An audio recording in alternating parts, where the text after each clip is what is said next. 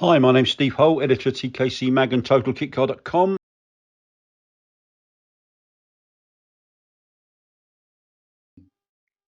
But this time we're going to be looking at the Coachbuilt and Special Mini conversions. Oh, incidentally, if you could hit the subscribe button. You won't be charged a penny for that. It's totally free. If you could hit that and also smack that like button on the way out as well, that would be fantastic, because it gives us a little bit of encouragement as to what we're doing and just helps the channel generally. So I'd be really grateful if you could do that. Also, we do these videos in association with Neil Winnington's Enwin Motors channel. So if you could spare an extra minute and just head on over there and do the same thing as I just asked you kindly to do here, that would be most appreciated. Neil does his own content, we do our own content, but there is a fair bit of shared content on there. It's the way it works in this day and age, really. So and Neil's a bit of a genius when it comes to video editing. So yeah, the wonderful Minisprint. In case you didn't know, it was a sectioned, i.e. chopped mini shell, de-seamed and goodness knows what else, and yeah, a beautiful thing. We'll head right back. It came about after the late Neville Trickett. Yeah, back in the 60s, he was racing a Mini. I think it was 1965 when he was racing his 970S, which I think started out first as an 848, then it became a 1071S, sleeved down to 1 litre, and then finally, when he was really on it, a 970S. And typical of Neville, other than the engine being totally non-standard, he also modified it pretty seriously. Took as much weight out of it as he could, and I think his car, he told me once, weighed about 460 kilos. While he also, and I'm a massive paid-up fan of Neville's work. We'll be covering a lot more of Mr. Trickett's achievements in this series in years to come. He came up with a very sophisticated and advanced, for its day, or advanced into a twin point distributor, advanced, oh dear, no, pun and no, not intended, which effectively ran at half speed. And so this overcame the A series engine's tendency that it can sometimes suffer from, a point float. And if you know the A series, you'll know what that means, at higher revs. And he also designed his own roller bearing camshaft, as you do. And it was 1965, late August, at Castle Combe down in Wiltshire. And he had a chance encounter with a local Wiltshire businessman and a fellow mini racer called Jeff Thomas.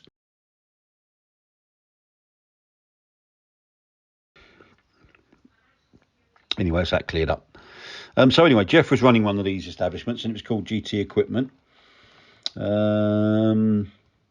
And also, Jeff was a really handy driver. He also raced for a time Rob Walker's Mini Cooper S 1300. Rob Walker, of course, had been a privateer in F1 for several years, ran Rob Walker's Corsley Garage, and he also had another one in Dorking in Surrey. And yeah, Jeff raced successfully Rob Walker's car, Rob Mini Cooper S. Thomas had been reading some American hot rod magazines. He was quite taken with what he'd seen in there, and he'd noticed that these hot rods had often been sectioned and channeled, which is what the Americans called them. And if you're in America, forgive me, I'm telling you how to suck eggs. But this basically involved chopping a roofline and the doors down to give a more balanced, certainly dramatic look to a car. If you take it all out the roof, or you take it out of all out the doors, you end up with an anthill mob looking car. Nothing wrong with that in my book, if you like wacky races. But if you want something that looks balanced and in keeping and not a cartoon caricature, then really you've got to section the car. And Jeff was really into this idea, but he didn't know how to do it. But his brand new friend Neville Trickett did, and And so I remember, I can't remember if it was Jeff told me, but maybe Neville, but they said the way they interacted as soon as they met was a bit like meeting a woman getting married in 7 days. That's kind of how one of them described the way they got on, like the proverbial house on fire. And they were soon talking about getting into business together. And it wasn't long. Jeff bought an 850 or an 848cc Mini. I do know the registration number, and I'm finding it very difficult not to say VRR470. I don't know how I know that, but I do. And he presented it to Neville. They had their own separate sort of workshops, but they came up with a joint venture because Neville really had become part of GT Equipment, but Jeff never had a premises to build a car in. So mutual friend, certainly a friend of Jeff Thomas, a guy called Peter Barnes, another interesting character. In fact, he could have been mutual friend of both, actually. He ran he ran a garage called the Westminster Garage, and that was in Parkstone in Dorset. That was only part of his business empire.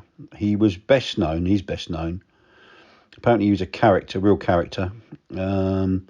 And his father had run a company called Bonsoir Pyjamas, and I think they still exist, actually. That was actually established in 1926. And I think their big item of nightwear was a range of pyjamas called the cocktail pyjama. All sort of Bertie Wooster types, I think, when they entertain their guests in the drawing room with a looks what looked like a dressing gown stroke pyjama. I think you've seen those old period films from the 30s and 20s. Right, back to the Minisprint. Neville reasoned that by simply chopping, as I said earlier, the roofline and nothing else, it would give a real imbalance appearance to the car. So he decided that a 3-inch chop, which is what he felt was the way to go, would be best achieved by removing 1.5 inches from the car's waistline and a 1.5 inch from the A-pillar. Now, I'm spoiler alert, I've said before on some of these episodes that I need to not assume that everybody knows what I'm talking about. And we had a question the other day, actually, what's an A-pillar? A-pillar is simply, if you imagine the car's windscreen just in front of the doors, it's the pillar on either side of the car that goes up and effectively, I suppose, holds the windscreen. And so that's that. So he decided he would take 1.5 inches from the A-pillar. And as you can see by some of the photos here, it certainly worked. It clearly was a cut-down Mini, but it was very balanced and purposeful, as well as being attractive. They used Perspex for the side and rear windows to keep the weight down. And they also replaced the metal bonnet and boot lid with GRP items. Those windscreens were bespoke, and for 1965 they cost £85 each, which I threw into an inflation tracker in the UK, and it told me that equates to almost £1,200 each today. And they were notoriously difficult to fit. And likewise, they had to match the A-pillar. They'd been cut down by 1.5 inches, or 37.5 millimeters to be precise, to match that reduction of the A-pillar. That was a very expensive and painful lesson, I guess. When the car was announced to the press, the response was very enthusiastic. And Neville and Jeff and their 3 staff, for the record, Nick Janker.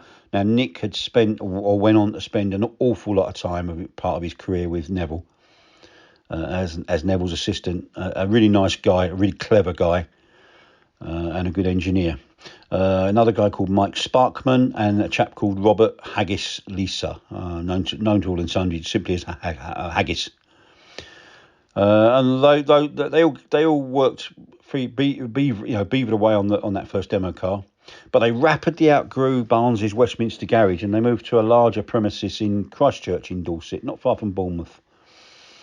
Before again they moved onto another one in Wallisdown in Dorset, called Surtees Garage. Now, it was nothing to do with the late double GP and motorcycle world champion John Surtees. It was owned by a chap who's another piece of trivia alert for you. It was owned by a chap who was related to Samuel Margolin. And if you don't know who he was, but you do know what the Dansette record player was, then he was the man that invented that. Anyway, as I said, the press loved the Minisprint. They really liked it, and orders were coming in. I mean, they were saying how good it was, and the orders came in to follow. Now, I think at this stage, Jeff Thomas played another blinder. I think I've always seen him described as a very shrewd businessman, very nice man generally as well, by the way. And I think it was a masterstroke, in May 1966, he bought Rob Walker's Garages business, which I think could have had two, maybe had three mini dealers within that group. And what a great way to sell your mini-based or your mini-orientated special via some mini dealers. So he bought a controlling stake in the business in May 1966.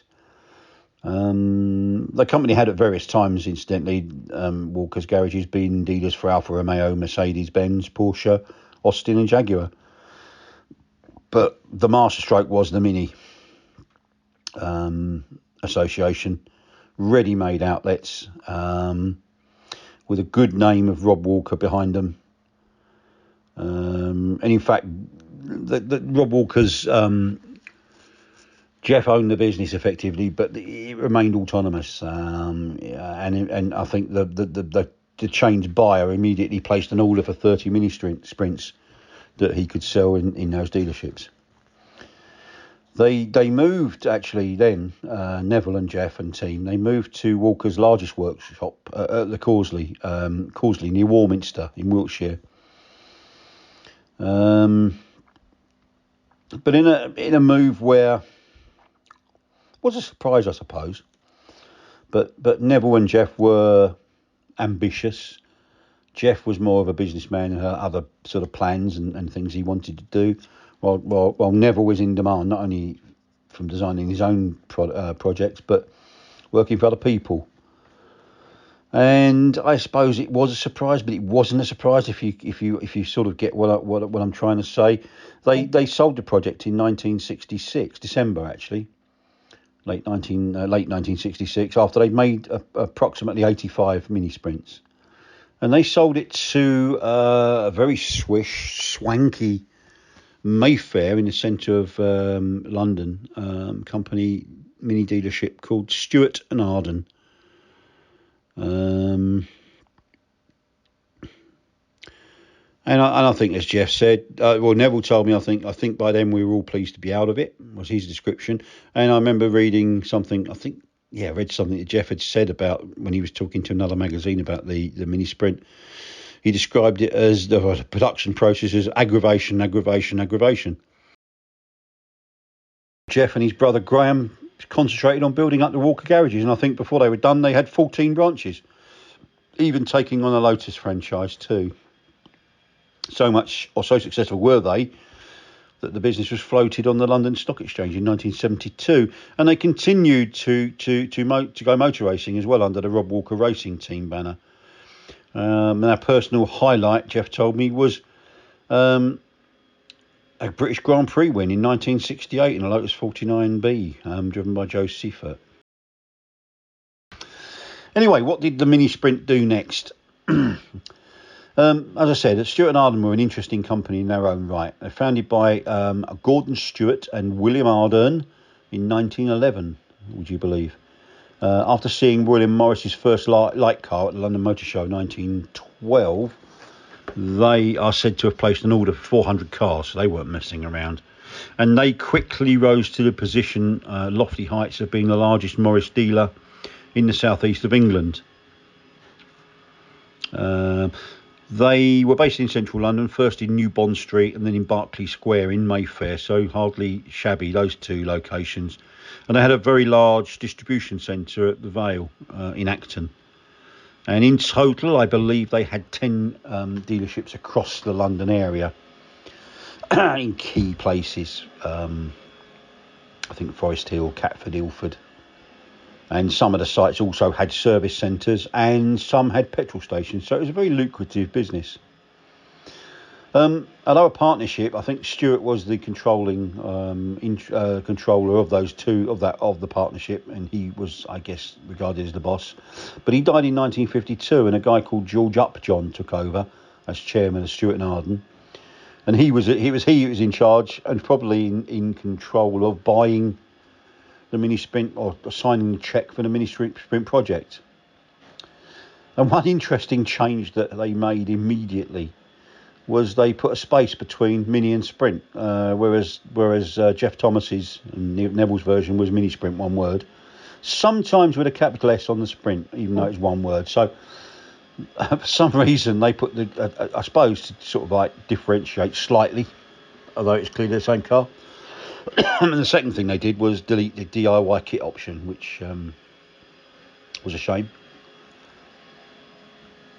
But because they were not only new car dealers, much like Rob Walker garages were, they were in a very salubrious part of London, and they immediately looked to take the Minisprint up market, giving it a more sophisticated persona, a very glossy brochure. And they introduced a second GT version, really, as well, by the way, that was chopped by 4.5 inches. And that was 3 inches from the roofline and from the A-pillar and 1.5 inches from the doors. And that costs an extra £100 for that one. And there's a WAG journalist of the day said, and I can't remember, it might be Motor Magazine. It might have been Gordon Bruce, the late Gordon Bruce, who recently left us. I believe it could have been him that said they offered low and lower versions of the car, which I thought was quite funny. And either of those variants could be based on a 998 or a 1275. And as one would expect with such a company, Stuart and Arden tempted the customer with a long list of extras. I probably should have said earlier, the Mini's distinctive guttering around the roof, they replaced by a less obtrusive channel. And that body shell, and as I said, I should have mentioned this when talking about Neville Trickett, the body shell was completely deseamed. But another thing that Stuart and Arden did, they raked the Mini windscreen slightly more, just to further enhance the distinctive frontal appearance. And they made those rectangular headlights standard rather than an option as they were on the original. Floors were lowered to compensate for the reduced roof height, which was a wise move. And also customers could opt for more luxurious reclining seats if they preferred. And indeed, Stuart and Arden offered plenty of things that Trickett and Thomas didn't. Even a black trim option attracted an extra charge. And every time, one thing that makes me chuckle every time I see my copy of the Stuart and Arden Minisprint brochure is one particular paragraph that always, as I say, makes me laugh. Quote as follows: "It is only fair to point out that the Stuart and Arden Minisprint is a conspicuous car. When parked, it attracts enthusiasts like a magnet. We apologise in advance for any embarrassment this may cause you." Absolutely fantastic. Could only happen in the 60s. But anyway, their pricing was different. They listed a body shell only option, and with doors, bonnet and boot lid pre-fitted, and that was supplied in for £230 in the standard 3-inch lower car, or £260 for the GT. Actually, another piece of trivia: Stuart and Arden's GT demonstrator was actually 5 inches lower, as they also modified the car's hydroelastic suspension, which again was another option they could offer the customer. And then they introduced a package of tuned engine sort of stages of tune, and it was quite interesting the way they took the car, really. They was London's biggest Morris dealer network, and they had some real clout, and they had a really good go at selling Minisprints. But ultimately, they were undone by the cost of modifying the body shells by hand, which is what they were doing. And they deserve much credit for having a good go, I think. Motorsport magazine definitely, I think some other mags did, but Motorsport magazine definitely tested a Stewart & Arden GT Minisprint, and that was in May 1967 issue. And they criticised, I remember reading it quite interested actually, they criticised the harshness of the suspension in central London, although of course what wasn't there to like, and they loved the concept of it. Not the end of the story. In 1991, the inimitable and replica genius that is Jerry Hawkridge of Hawk Cars saw a possibility for a new Minisprint. And I guess that nearly 23 odd years since it actually went out of production in Stewart & Arden. They stopped producing them in 68, I think. So Jerry bought a brand new mini body shell from British Motor Heritage in Witney, and he and his fiberglass guru Aaron Tapp created a full-size mould. And then they cut that down in much the way Trickett had originally cut the metal Mini down many years before, and offered it in kit form. And it was a really lovely kit car. The name, simply put, he used the Stewart & Arden Minisprint name. He actually, I think there was a competition in Kit Car magazine to find a name for Jerry's new Minisprint kit, and someone suggested Stewart & Arden, which is pretty good, and Jerry liked it, and it became that thereafter. He continued to make them until BMW took over the Mini and reintroduced the Mini we know today, modern Mini, I suppose we should call it. And promptly took exception and umbrage at anyone else making a car that had Mini in the name. So Mini Marcos Mark 6, that was, I think you still technically buy one, but they had to change the name of that. And so it was with Jerry's Stewart & Arden Minisprint. And that's, even then the story wasn't quite over. Dear old Neville had at some stage moved to France, and he bought not one but two chateaux, restored one in which he lived, and then worked to restore the other one, which he rented out for, I believe, people to take a holiday. And unforgivably, I do know where it was, but at this moment in time I can't remember what part of France it was that he was in. But anyway, and he proceeded to start offering Minisprint conversions again. I didn't find any prices, but I realised I had what he was offering then under the Minisprint banner. And so he would offer the Minisprint Classic, which was pretty much a 3-inch chop, like he was doing back in the 60s.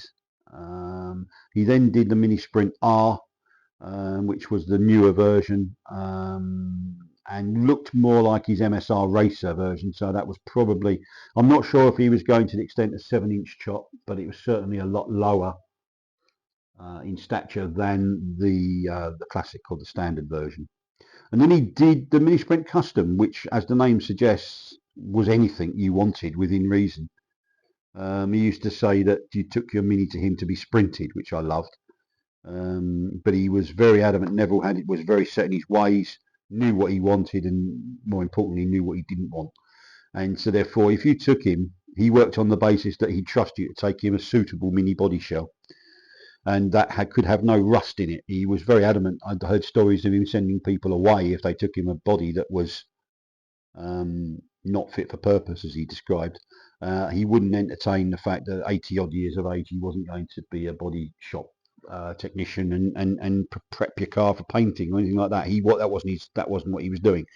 So therefore, he worked on the basis you had to take your decent mini body shell along with boot, bonnet, doors, petrol tank, front subframe, and all the fixings and fasteners. He was very, very rigid about that. So then you'd need to deliver that shell to his house in Normandy. The Minis that he'd consider for conversion, and he wouldn't go away from this. Mark 1, Mark 2, which were obviously the what he used on the original Minisprints, and he'd even consider a Mark III with internal door hinges, um, uh, as long as it met the criterion that he specified. I think yeah, he definitely would. If you took him a British Motor Heritage brand new shell, that was obviously ideal for him, and he'd love that because it was obviously brand new and it'd be the specification that he wanted. He quoted 8 weeks, and in fact, he was pretty good at that. From the original creator of the car, I think it was 2010 when he started doing that. He was fairly low key, but he did have an internet site. And although I didn't know he was doing it until a couple of years after he started, so it shows that he wasn't particularly letting people know. And he used the word sprinting in relation to his little mini jewel.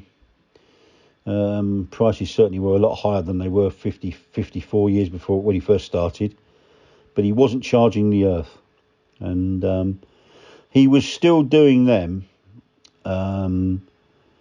up to about his 87th birthday, I think. And how fantastic is that? He had the energy of a man less than half his age, 40-year-old. It was incredible.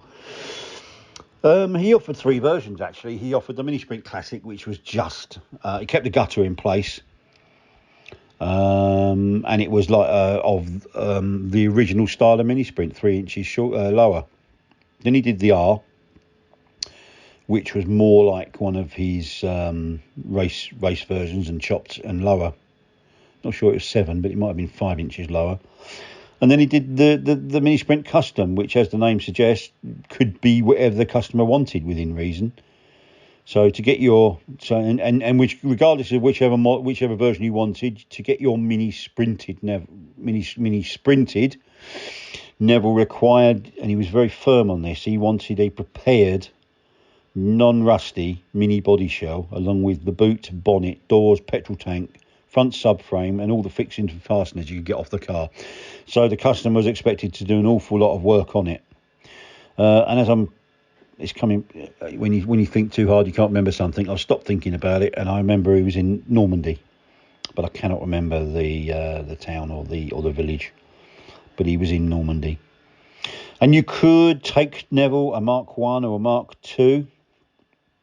And even a Mark III with the internal door handles, door hinges, beg your pardon.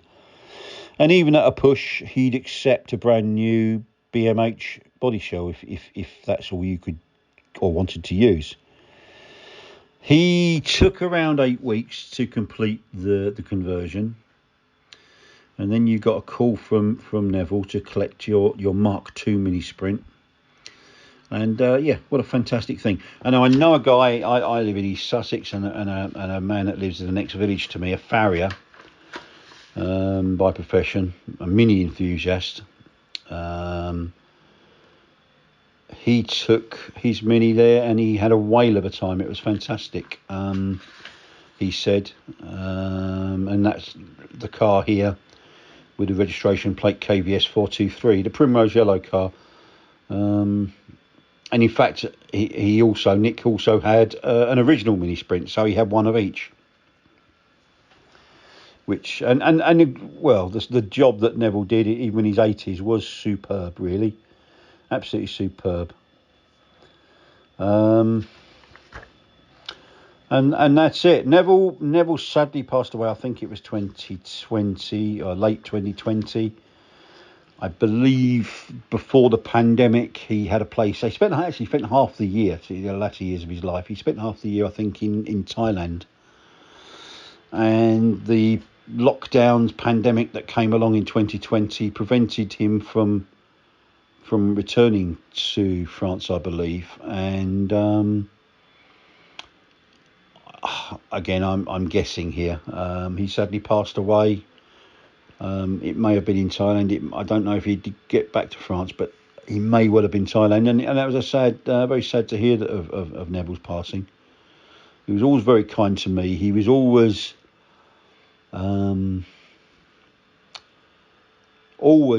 kind, always polite, a real character, as you'd hoped he would be. He was, but what a gifted designer.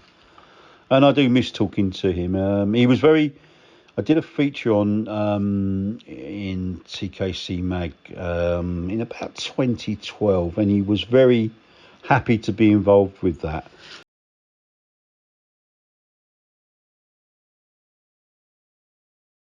We have a list here. I'm going to go through some of the more obscure ones as well as some of the obvious ones. We're probably going to stay away from the one-offs, of which there's been hundreds. Concentrate on the ones or feature the ones hopefully that were available commercially. What do you think, Mini? And the kit car industry or the specialist car industry has given more than its fair share of those special projects to the I think we use the word fraternity. I think it's probably an apt one. But let's get cracking. But let's go through these in alphabetical order as I've got them listed here. Undoubtedly, I'm going to be missing some out because it's almost a never-ending subject. And if you search high enough or low enough and far enough, you'd probably find ever more. Then we had an interesting thing called the BAC M30, BAC M30, and that one's got an interesting story. When Rover launched our anniversary Mini 30 model in 1989, current aerial motor company boss Simon Saunders was then running BAC, and he reckoned that he could produce an extra special version of that 30 model. And he came up with the M30 based on a brand new Mini 30, unsurprisingly, and it was completely stripped and rebuilt, bespoke parts, had stuff much like, in fact, it was much like Aston Martin did with the Toyota IQ when they turned it into the Signet. Another of Simon's companies was called KAT Design, and they supplied the GRP body kit. Sprintex supercharger was fitted to the Avon built 1275 GT engine. Excuse me, which gave it 115 horsepower. Top spec, this one. Bridge of Weir leather, burr elm veneer trim, graced the interior. And there was a reputed, and I'd always have meant to have asked Simon about this. In fact, I made a note for myself to do so. There was a reputed 500 coats of paint used, with the M30 badges produced in solid silver. Prices started, I believe, at £30,000. Believe they sold 3. And that's what I believe to be true about that one. But I'm going to check with Simon about that. Some more information on that, and I always forget to. Then we come to the Broadspeed GT, one of the big boys of the mini coach building, mini specials. Company run obviously by Ralph Broad in Birmingham. They're a well-known race team and tuning company. Their Broadspeed GT appeared in 1966, designed by the sales manager Tony Blur. They removed the rear section of the Mini, chopped the B pillars by 2 inches, and fitted like a GT sloping fastback tail, which was grafted on, along with Singer Gazelle rear lights. And I think they call that tail a KAMM tail. It's 4 inches longer than the standard Mini. They did GT, GT Deluxe, GT Super Deluxe, and GTS Racer. All available. Prices started from £905 fully built, which I think equates to something just under £12,000 allowing for inflation. Bargain, if you ask me. The Racer was only available to inverted air commas special customers, and John Fitzpatrick, no less, piloted the Works Racer with some success. I think the production total of all Broadspeed GTs was 28, I think, with as many as 16 of them going to a Spanish customer. In later years, Broadspeed moved on to full tuning. Their original factory was knocked down to build that Birmingham Ring Road in 1968. We did a feature on Broadspeed as a company in TKC Mag. 2023 maybe. I'll find that issue and put the front cover up when we get it done. Then we come to the Chamings High-Low Mini, and their brochure famously said a dark brackets fast horse is coming back. Tony Chamings, he was a gifted engineer, and it was he who invented the well-known high-low suspension system used on thousands of Minis over the years. Hawk Carr's Jerry Hawkridge was a close friend, and he helped him with to achieve his ambition of building his own performance special Mini. And they did so in I think in a garage or an underground garage in Langton Green, suburb of Tunbridge Wells in Kent. Yeah, in a basement, I think it was. And I think it was Tony Chamings' father-in-law. I think it was his picture framing shop. The engine was bought at 1293, 8-port cylinder head fitted, other mods, giving a reported 165 bhp. Two were built, one for a guy called Peter Jari of the Gomshall Motor Company, and the other for a lovely chap that lived in Kent called Bob Kemp. I had a go in that car. He still owned it until well, certainly 2020. I don't know if he still did or still has. Beautiful car, absolutely unbelievable thing. Produced well, I think it had 180 brake horsepower when I sort of saw it, and I think it was in the July-August 2015 issue of TKC Mag. Then we have another, more maybe slightly better known ones, and though it was very much, I guess, a tip of the hat to the Broadspeed GT. It was Codford Mini, and it was commissioned by a chap, well, David D'Souza, who commissioned Neville Trickett to design a special Mini for him in 1966. D'Souza then took Neville's design to a guy called Charles Todd Sweeney. Think about that nickname, who ran Codford Motor Bodyworks in Codford St Mary. That flows off the tongue, doesn't it? Codford Motor Bodyworks in Codford St Mary in Wiltshire. Built by Todd's works manager and brother-in-law Philip West. Sectioned, unsurprisingly, in a similar way to the Minisprint, with new front and rear end grafted on. It was 6 inches lower and 12 inches longer than a standard Mini. The rear tailgate on that one came from a Mini MGB GT. Lights, people always like to know the origins of rear lights. I know people have, I certainly do, have guessing games as to where, or the origin of a rear light. I saw a car the other day and I thought I recognised it, couldn't quite place it. But of course, and obviously, it was an Alpha 156 rear light lens used upside down, of course. The rear lights for that were pillaged from a Wolseley Hornet, and it had rectangular headlights, which I guess were CB units that Neville had used as an option on Minisprint. I think 3 were made until about 1967 when it sailed away into the sky. I believe prices were from £295. Another better known Mini specials was the Contessa, produced by a company called Euler & Co. That's Oyler. Their main claim to fame was that they were coach trimmers to the carriage trade and had been since Queen Victoria's reign. However, they were part of one of the UK's largest carpet manufacturers, the Humphrey Group, of all things. So they had some sort of history there. They designed the Contessa and commissioned seat cover and mud flap makers, of course. And in fact, this company, Comfy Car, Kumficar, were based in Halifax, and they were big advertisers, advertising seat covers and mud flap makers. If you pick up a hot car magazine of that ilk of that period, Triple C, you're bound to see them advertising in it. They built their demo car on a 1275 GT, tuned engine by Downton Engineering. Was expensive, I think. It was priced fully built from a hefty £3,150. That was in 1971, which equates to about £31,000 in today's money, allowing for inflation. But they could offer all sorts of unbelievable options. Genuine mink seat facings, which they charge an additional £800 for, which I think is nearly £8,000 if you allow for inflation.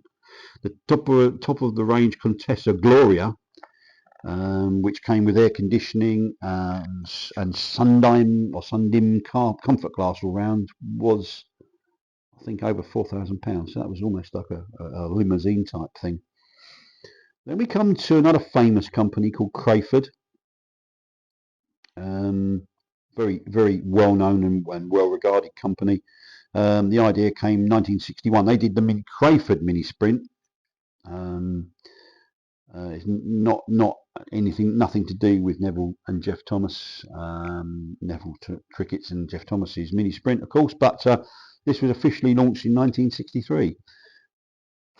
Crayford was founded by two former Trojan employees who had actually worked for, to be more precise, the Lambretta UK arm of Trojan, because they were importers of those scooters. David McMullen and Jeff Smith. They originally came up with a convertible Mini idea in 1961, and Smith's dad had generously bought them 1959 launch Mini as a donor. If the customer supplied their own Mini, the conversion cost £129, or if you asked nicely, Crayford would build you one. Prices from £690. Another bit of trivia for you: a Crayford Minisprint appeared in the 1964 film Night Must Fall.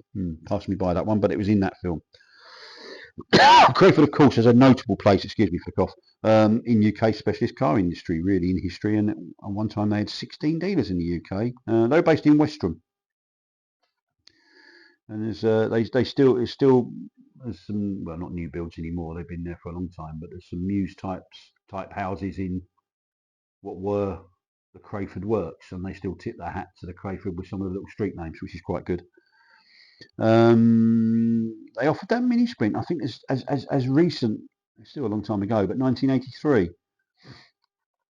They weren't just, in fact, they covered all sorts of cars, or took the tops off all sorts of cars, but their other famous Mini involvement was with the famous 57 Wolseley Hornets, the Heinz 57 Wolseley Hornets competition that they ran. Anyway, great company. We'll do the Daily Runabout, DALY, produced between 81 and 85, and it was an Edgware-based company called Daily Cars. They claim their car was the only Mini convertible to be offered with full British label and approval and warranty. Not too sure about that, but that's what they claimed. I guess it was true. Quite a few more are said to have been made. Quite a few of these are said to have been made. I'm not sure how many. Came with a T-bar style roof, convertible rear, and quite attractive, with a GRP boot lid complete with a spare wheel. Like and subscribe, please. If you subscribe, it helps us out. If you like, it helps us out. Doesn't cost you a penny. It ensures that you get notified when a new video drops, like at me with the modern language, and it also means that other people will find our content in their feeds, and we not only we value our subscribers, of course we do, and thank you if you do subscribe, but also we need to attract new ones. This is part 2 of a special on Mini Coachbuilts and special Mini conversions, really, of which has been loads over the years. Well known and lesser known and unheard of almost in some cases. So we're picking up D from where we left off in part 1. And we're going to look at Domino cars, in particular their Premier HT model. John Ingram was a gifted artisan of glass fibre, and he'd produced his company produced many proprietary bodies for some of the leading kit car companies in the 70s and 80s. In the mid 80s, he launched his own kit. I think he'd been doing projects for so many he fancied having a go himself. And it was a Richard Oakes created Domino Pimlico, which I suppose would belong here anyway, but it was really more of a mini kit without doors. But this one, the Premier, was a GRP shell. And other siblings of that ilk followed. There was the Premier, which had a de-seamed flared arch with skirts, GRP mini body shell. The HT was actually the hardtop version. There was an HT ES Evolution Sport version, and that one was top of the shop because it had a carbon fibre composite body instead of GRP. There was also a race variant, I think, that John did, that did away with subframes and featured a space frame chassis, more of a silhouette Mini. I don't ever recall seeing one of those, but I think he listed one. He may well have made one or two. Quality of the fiberglass will be assured. Ingram was an artisan, absolute artisan. A really nice guy. Died far too young. I think he passed away in the 90s. But what a gifted chap he was. We then come on to the ERA name, which has been plenty of incarnations of that. Plenty of people have had a go at using it. Indeed, Tiger Racing are now called ERA, but there's been several incarnations. The original one was racing in Grand Prix, of course, in goodness knows when.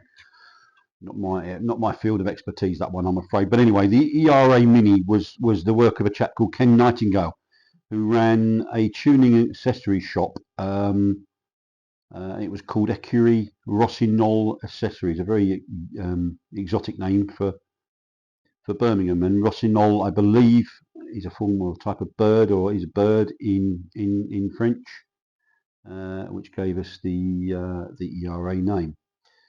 He was an agent at one time or another for Alexander Engineering, another famous A-series tuner of the day in the 60s, and he designed several of his own components in-house, including, I believe, he did pedal boxes and also the safe lock steering lock, which was his work.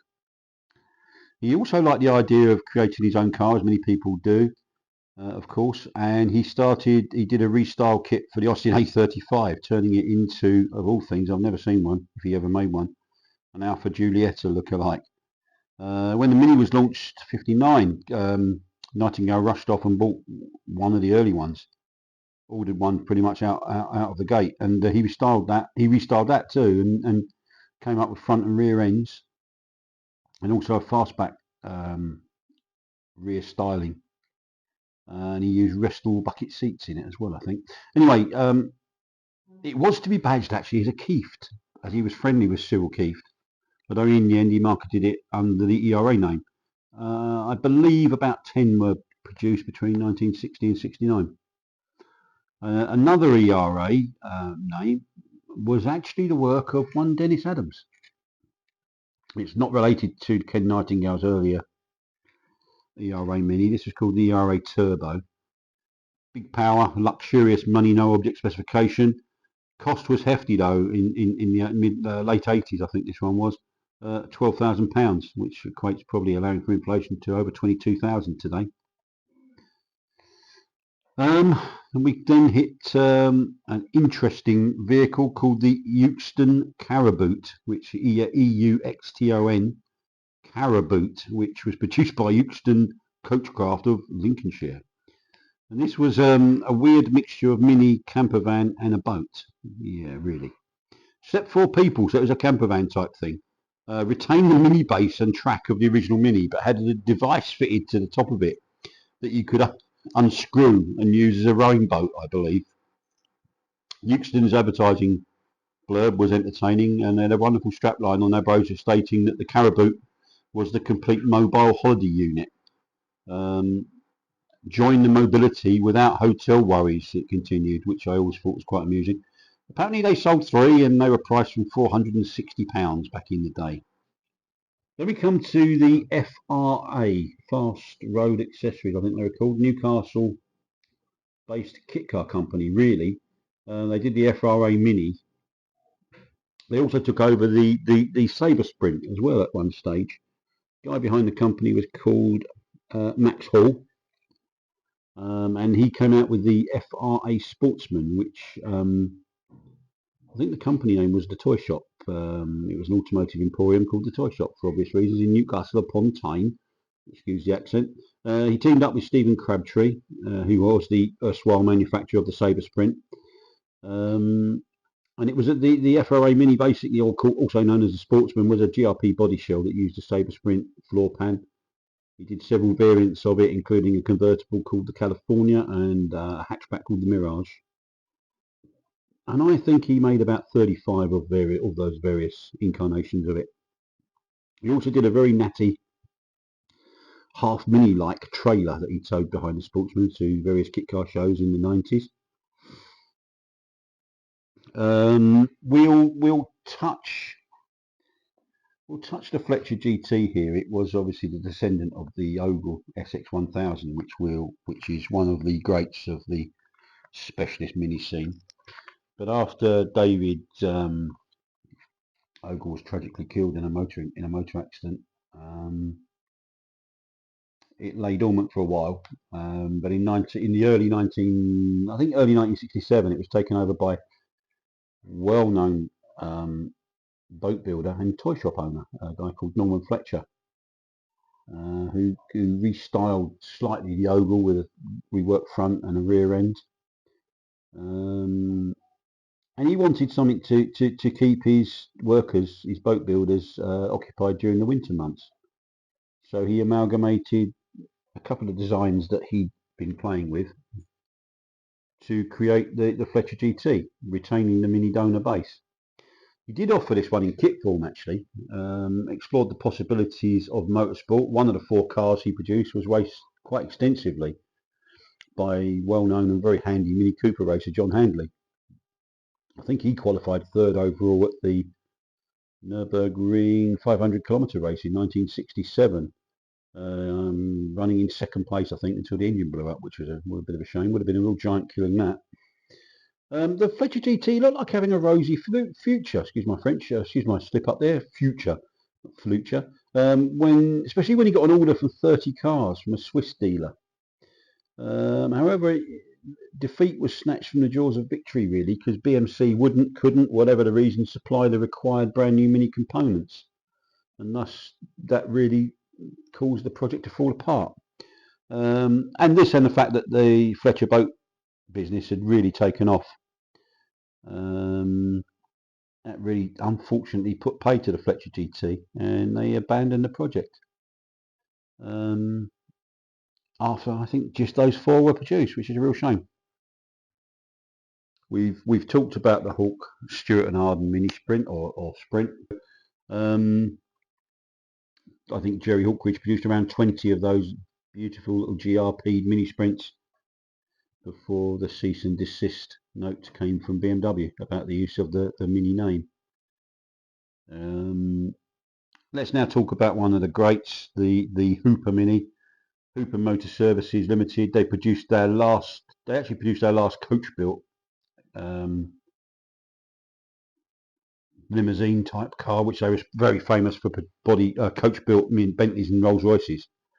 They produced the last one of those in '59, but that changed in 1962, albeit very briefly, when the late great actor Peter Sellers commissioned them to bespoke a very special Mini for his girlfriend at the time, Britt Eklund. And famously, I think when he was listing or going through the optional extras that he would like to see on that Coachbuilt Mini, he's said to have concluded the list and anything else you can think of, which had already included reclining Connolly covered leather seats, vanity box in the rear armrest, solid mahogany dashboard, electric windows, wool cloth headlining, fuel filler moved to be hidden in the boot, and of course it had Bentley headlights, of course, and it had that distinctive, it's a very distinctive and famous Mini, wicker style work on the car's flanks, which was done by one of Hooper's craftsmen, a guy called Jeff Francis, who'd been producing. People often speculated that was a kind of a well-known treatment, I suppose, on royal coaches for many years, that effect, and he just continued it on to Sellers' to Mini. Apparently it cost Sellers, is alleged to have cost him £2,600 in 1962, which equates to a sum just under 40,000 in today's money, allowing for inflation. It said that others were built. I'm not so sure. They certainly didn't make that many for deliberate reasons on their part, not because they didn't get orders. They could have had quite a few, I think, but they wanted to keep it exclusive, I believe. Other celebrities and nobility also placed orders, though, including Princess Margaret and Lord Snowdon. I think they had one each, or ordered one each. In 1964, Hoopers announced that after producing, I think they did 10, that's my notes here, moving on, say, they didn't wish to make any more. We go back to sort of slightly lower profile now. JKD stood for Jack Knight Developments, and they produced their take on the Mini. They were famous really for gear sets and all sorts of other running gear parts for Minis, famed for it in the heyday. And they were using, in 1990, they created their JKD Mini as a mobile showroom for their range of tuning parts, really. Including, of course, they did a 16 valve cylinder head for the Mini for the A series, which was really popular. Staying with that obscure theme, maybe this one wasn't quite so obscure. It was made by a company called Marspeed, heavily inspired by the Boardspeed GT. It was called the Marspeed Mini GTO. From a company, a well-known tuning company in Wiltshire called Church Green Engineering, run by a guy called Paul Weldon, a well-known mini tuner. And it was Paul actually saw some potential for what became the Mini GTO, and he asked his chief mechanic, a guy called Jeff Branston, to design and build it. 3 were made apparently, and they were priced from, this was 1994 I believe, about £11,000.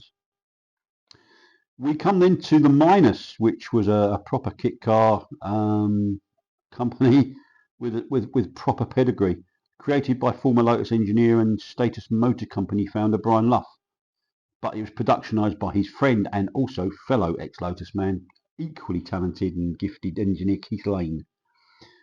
They both worked at Lotus. Lane was there between 63 and 72, where he worked on, they both did, I think, at both same time period, 63 to 1972, where they'd worked on a variety of models, including the Europa, the Elan, the Plus 2, and the Esprit. So a proper CV with a proper pedigree. The Minus was inspired by Neville's Minisprint, and it was a de-seamed glass fibre bodied Mini body shell that sat 4 inches lower, and thus performed much better than the steel original because it was much lighter. Although people often think that GRP is featherweight, it really isn't. It's stronger than steel, and it's not much lighter than steel, but it does give a weight advantage, there's no doubt about that. Mark II version appeared in 1987 and featured internal door hinges, revised rear window. That too had reduced height over standard Mini of 3.5 inches at this one though. It used the original grille on that one from the donor rather than the plastic item of the Minus Mark I.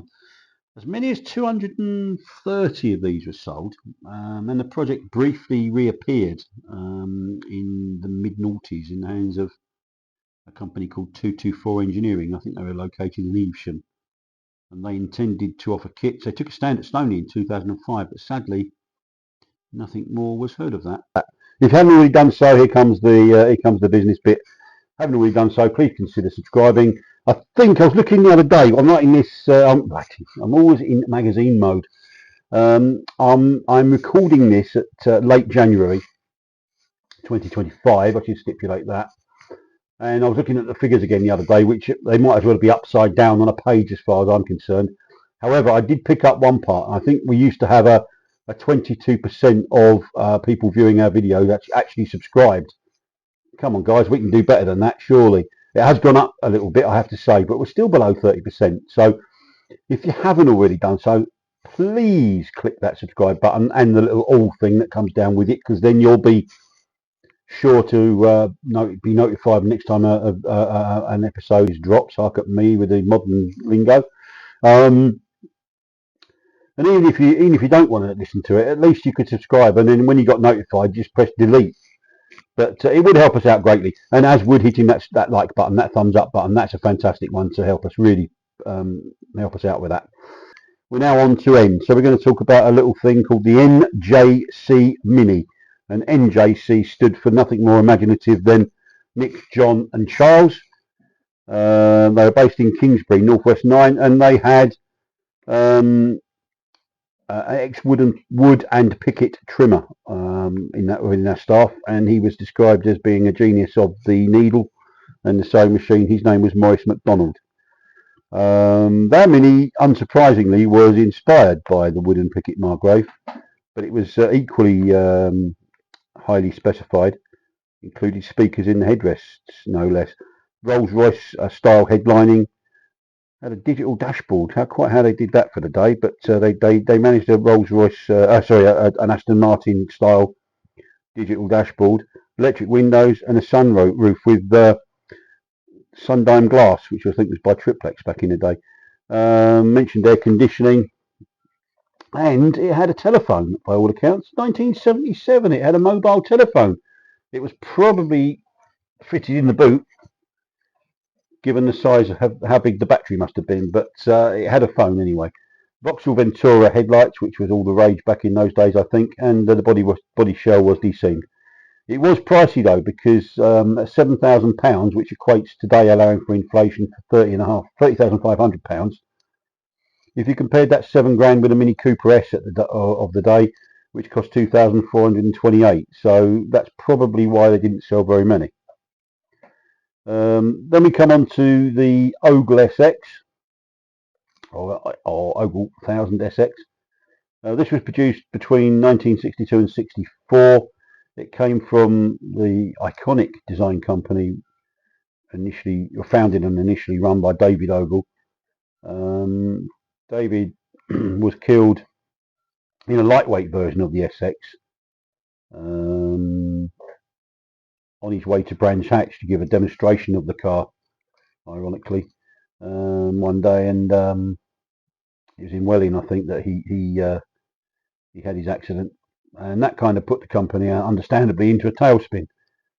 Dr. Tom Carron was appointed as the late Dr. Tom Carron, another genius and a gentleman, was appointed as managing director.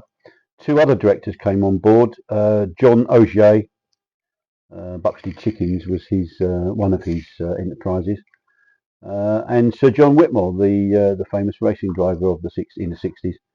They came on board as directors. They decided that they didn't want to carry on manufacturing cars, possibly for obvious reasons, but they did finish. I think there were 69 SXs sold, and whatever they had left to finish when David was tragically killed, they finished. So the customers all got them. But I remember reading something that John Augier had reported to have said later on or subsequently, and he said that they may as well have given every customer £300 to go away rather than produce the cars they did. So it wasn't particularly, excuse me, a happy venture for them, I don't think. That car was later revised, and we've covered that under F, and marketed as the Fletcher GT by boat builder and model shop entrepreneur Norman Fletcher. I always think of Norman Stanley Fletcher when I say that name. Sorry. If you're under 50, ask your dad or your granddad what Norman Stanley Fletcher refers to. But anyway, moving swiftly on, and Carol is actually giggling in the background, and she's trying to put me off, I think. But I'm gonna go on like a soldier and trooper that I am. We move on to a suitably excellent Coachbuilt Mini in the Radford Mini DeVille. It was Hooper Motor Services, and we've covered them under the H's.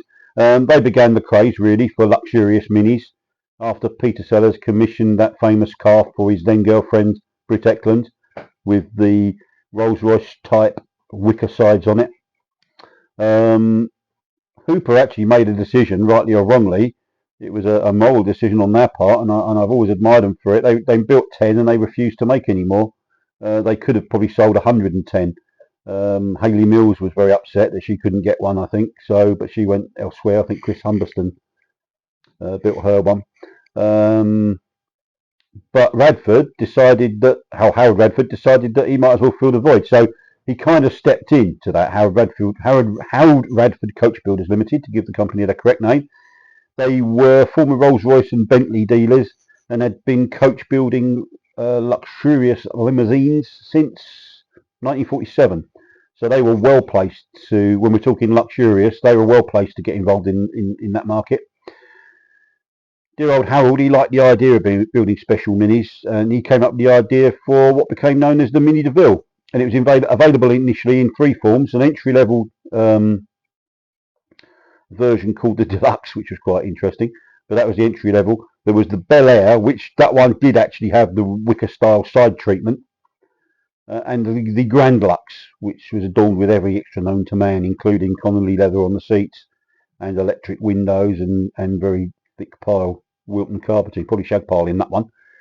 The latter was priced at £1,088 in 1963, which, in case you're wondering, allowing for inflation in today's money, equates to £15,929, which seems like a bargain to me.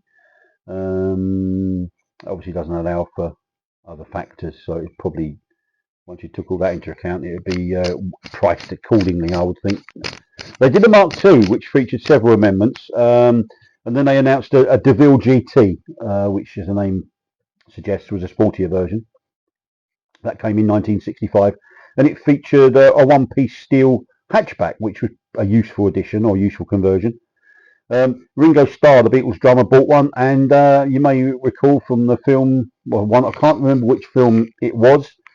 Could have been Meet the Beatles, actually, but anyway, whatever film it was, the other guys in the band, they all bought one. So there were 4 identical black Radford Mini DeVilles running around. And I think, yeah, one of those films, I'll be corrected by someone that knows about the Beatles and knows about films more than I do. Mark III of 67 was said to have had 63 enhancements over the outgoing Mark II.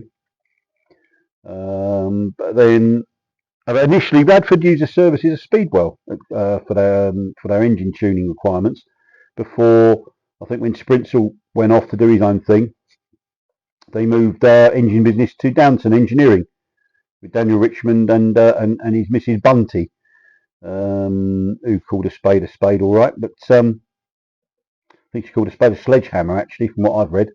And then they moved back to London with it, and Taurus Performance. They were in North London, by the way, Radford, Park Royal. They moved their engine tuning requirements back to a company called Taurus Performance Tuning, who, ironically, I think were opposite John Sprintsel in a London Muse. So they kind of went full circle, really. There's some various other little things that came along with that car. The hatchback was changed from steel to GRP. And in 1967, I think they might have had a strike or something, because they lost a lot of their key staff to their deadly rivals, Wood and Pickett, who were just round the corner in Park Royal. In 1968, they were bought out, and the company name changed to Radford, Freestone and Webb, who again were coach builders of the day, I think, Freestone and Webb. And then they kind of just sadly just fizzled out, really, but they certainly left a superb legacy behind them anyway.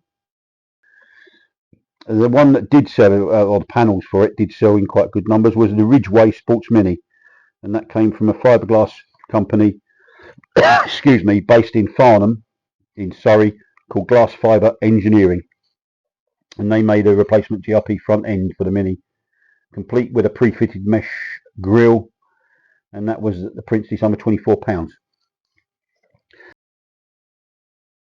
Then we come to kit car manufacturer and ex-Lotus chief engineer, no less, Brian Luff of Status Motor Company. Now, he had, as well as doing the kits he produced that were mostly Mini based, we've covered them, or we'll cover them in another video, he had several nice little sidelines, did Brian, always tongue-in-cheek, I think. He did coil spring kits for Minis, conversions, which did away with the hydroelastic, and he sold a good number of those. He also, moving from the sublime to the ridiculous, he sold talking about thousands, he sold thousands of best described as rust stickers. So you bought your sticky back plastic stickers off him that gave the impression of rust, so you could stick it, and he thought it was funny, and the joke was that you stuck your rust stickers onto glass fibre bodied cars. I think his strapline was that so owners of fiberglass bodied cars could now enjoy rust too, which I thought was quite amusing. And then, of course, his piece de la resistance, which lasted for about 5 minutes but sold in good numbers while it was available. He did a replica Rolls-Royce grille for the Mini that looked fantastic. Cost 20 quid, which I think I'd love to have bought 200 of those and put them in a warehouse somewhere. Of course, customers loved them. Everybody else found it very amusing, and it was a bit of a laugh. But of course, Rolls-Royce went nuts and sent him a a very firmly worded cease and desist or else letter. Move on to the letter T. We've got one in letter T. Tickford Mini. That was run at the time by Simon Saunders of Aerial Motors fame. These days, the Atom and such like, Nomad. And he was running Aston Martin's Tickford division for a time in the 80s and was the man behind the Tickford Mini. Allegedly, and again, I should ask Simon about this because I know him quite well, and he's always very kind, and we'll sit down with a cup of tea and have a chat. Came about apparently because a mystery customer ordered a Coachbuilt Mini from Tickford, which in 85, 86 cost 50 grand to build, so it said. They then, understandably, decided to offer sort of, I suppose, slightly diluted, commercially available replicas of that car. Had stacked headlights, which was popular at that time with modifiers. They were like rectangular from a Vauxhall Ventura probably. Had a special grille, lovely burr walnut interior. I saw one at the Classic Show at the NEC once. Lovely burr walnut interior trim and leather seats. I think there could have been as many as 10 of those sold. Then we go to the very interesting Wild Goose Brent, produced between 1964 and 67. This was a camper van based on a Mini, floor pan and all. It was quite interesting because, excuse me, always the rule is to bring a glass of water when you're doing one of these. It never fails to catch me out when I don't, so I do apologise. And this was an interesting one, the Wild Goose. You literally drove your minivan, or you reversed your minivan into a GRP camper van section, if you will, which was like strapping a motorhome to your minivan. The picture will kind of explain how that worked, and apparently it was very good.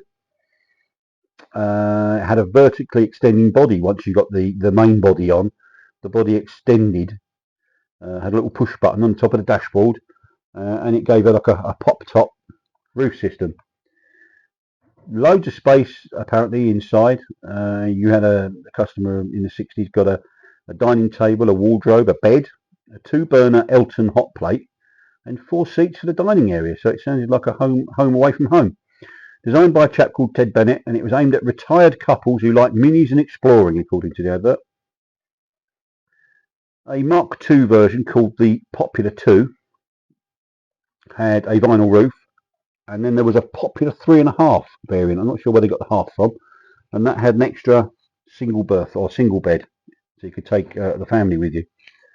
And then there was the Brent Super VEB, which was apparently the fully luxury laden edition.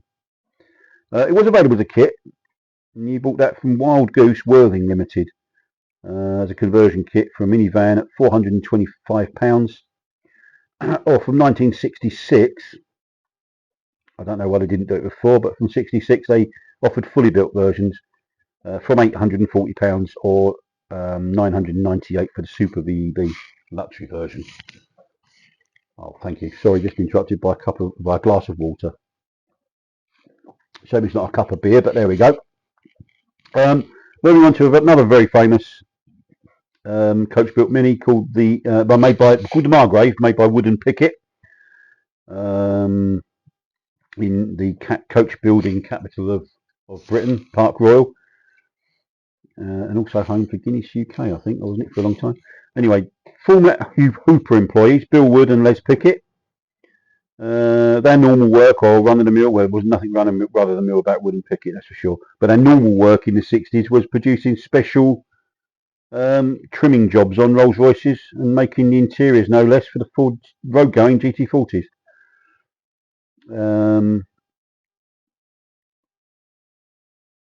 I'm not sure. I think we may have gone wrong with the Scorpion. But I'm not sure whether Hayley Mills did actually manage to get a Margrave.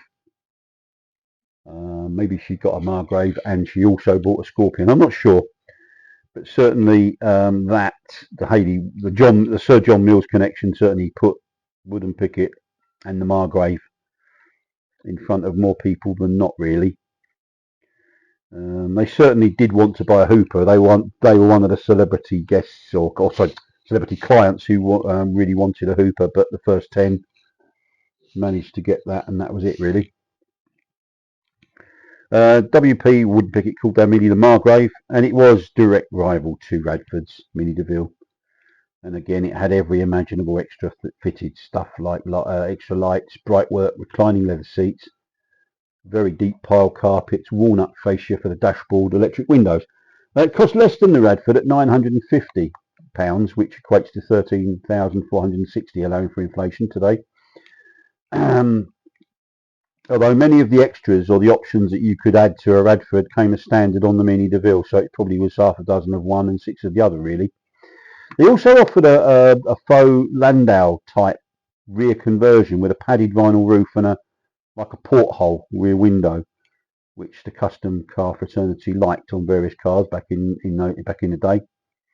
When BMC launched the Mini Clubman, Wood and Pickett soon worked their magic on that one too, fitting that one with their Vauxhall Ventura stacked headlights, and it even had a section Vauxhall Victor radiator grille. Section being, in this instance, it was cut down to scale to fit the gap on the Mini. They gained some real traction, Wood and Pickett, when Radford's erstwhile MD, excuse me, Len Minshall, and the company's marketing director, Eddie Collins, upped and left Radford and joined Wood and Pickett.